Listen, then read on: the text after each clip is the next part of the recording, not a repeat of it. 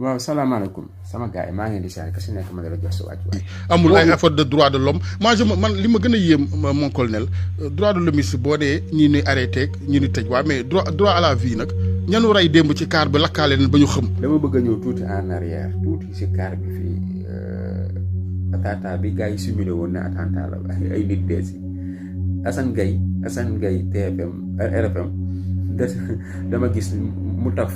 Sidi Gassama ak kii beneen grand bi waaye partenaire tur bi waaye photo baa ngi noonu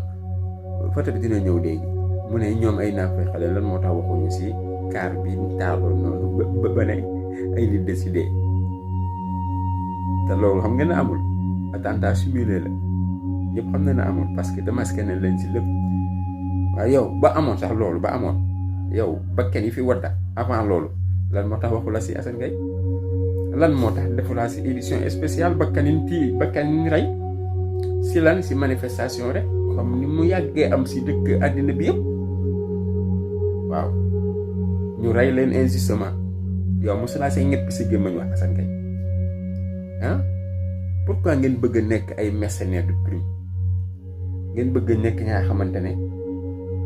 xawma je sais pas du ma comprendre quoi yéen journalistes yi comme si mel ni yow da ngeen war a taxaw si côté askan bi mais bu leen taxaw si côté état bi parce que askan bi dafay continuer nekk te état bi dala dem keneen ñëw